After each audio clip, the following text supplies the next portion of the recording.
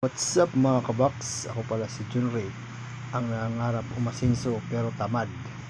Magandang araw sa inyo mga kabaks. Meron pala tayong unit dito na Django 150i. Ito ay European. Shout out pala sa may-ari nito, si Chito Romor. Siya pala ay magpapa-install ng loud horn at saka dual contact. Nandyan pa rin yung original na busina mga kabaks. Inuna muna natin dito yung pag change oil kasi magpapalit din tayo ng oil at saka gear oil mga kabaks. Shout out pala sa may-ari. Ito mga kabaks, tinagyan na natin ng oil mga kabaks. Mas nauna paglagay ng oil kaysa sa pagbabawas, kaysa pagtanggal mga kabaks.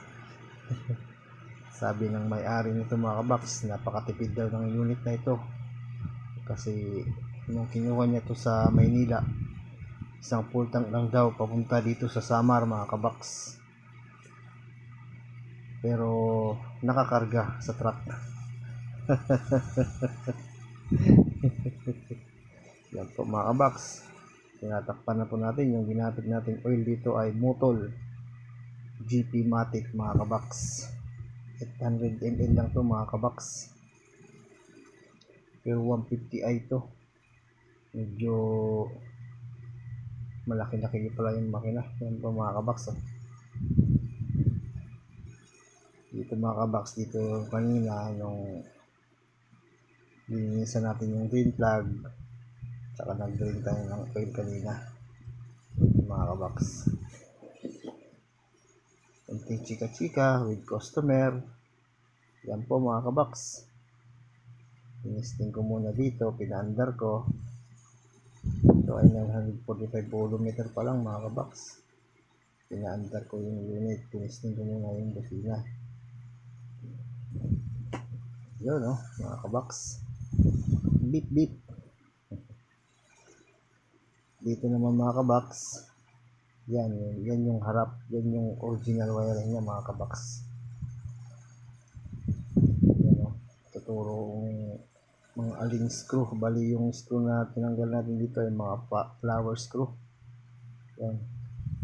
Saka dito naman sa battery, dito sa likod, yan yung mga kabaks ng battery. Pagtanggal ng upuan, yan lang po, tatanggalin natin at saka hilain natin palikod. Yan mga kabaks, dito tatanggalin.